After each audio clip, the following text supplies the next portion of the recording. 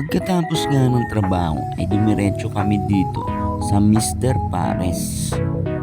Mr. Pares na araw-araw mong kapares, pero ngayon lang kaming araw nakapunta rito at ngayon lang din kami makakain ng kanilang mga tinda. Padaan kasi yung dalawang tropa ko sa aking trabaho at ito ay inintay pa namin dito si Kupal ay si Rapper pala. Naabangan pala kami sa kanto pero nauna na kami dito. O ayan, kompleto na yung wood dancer.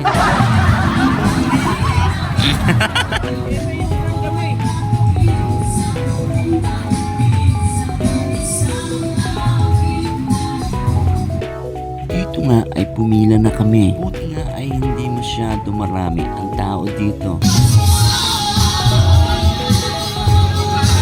Problemado na nga yung dalawa sa orderin nila dahil libre lang naman ako. Utang yan, huwag kayong mag-alala.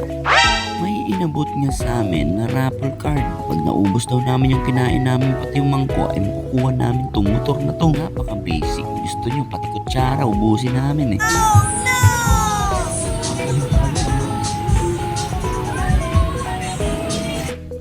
Para nga manalo sa raffle ay kailangan naka-costume ka. Kailangan long sleeve na may wood. Tignan mo sila parang dancer. Sayang nga at di ko nadala yung sticker ko.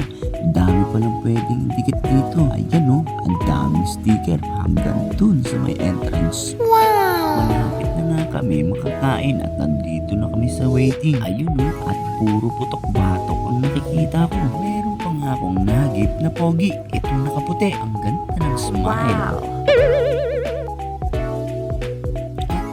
Diyan makakain na kami. Eto na yung pares. Mami lang yung akin. Meron pang soft drinks na lemon juice. At fried chicken naman para kay paring Rapper. Kulang sa asin.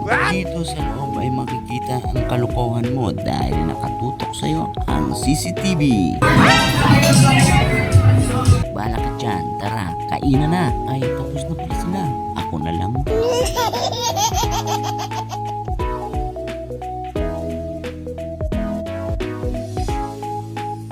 Dahil nakalibre ako, bigyan natin sila ng tubig na may lublob ng daliri.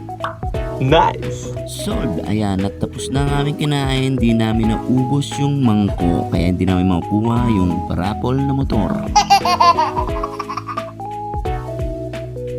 Ano Dre, kaya pa? Tara, picture!